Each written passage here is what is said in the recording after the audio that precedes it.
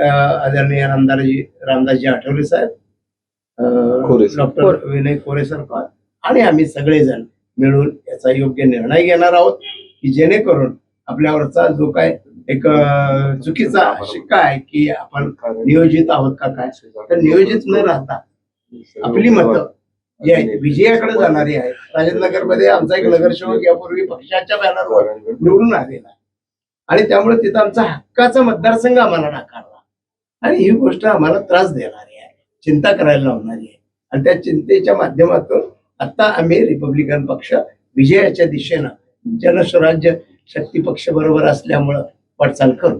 नगरपालिकेच्या अनुभवावरून काय धडा घेतला नाही, वाटचालीत त्या गोष्टीचा आम्ही विचार करू वाटचाल करणार. महानगरपालिकेसोबत असं आहे, ह्या महापालिकेला राज्यामध्ये फक्त एकच कोल्हापूर कॉर्पोरेशन आहे जिथं महायुतीतले तिन्ही पक्ष एकत्र आले, शिवसेना, राष्ट्रवादी, अजितदादा गट आणि भारतीय जनता पार्टी. तशी परिस्थिती फार दुर्मिळ आली आहे. औरंगाबादमध्ये तुटली, पुण्यात एकत्र आल्यामुळं जे तिन्ही पक्षातले अतिशय सक्षम असणारे उमेदवार, जे निवडून येऊ शकणाऱ्या कॅलिबरचे उमेदवार, ते त्यावेळेला पूर्णपणे तिघांच्या पक्षांच्या ऍडजस्टमेंटमुळं, जसं कोरे साहेबांनी पहिल्यांदा सांगितलं की युती दाबून चालली, तशामुळं हा निर्णय आम्ही सगळ्यांनी केला.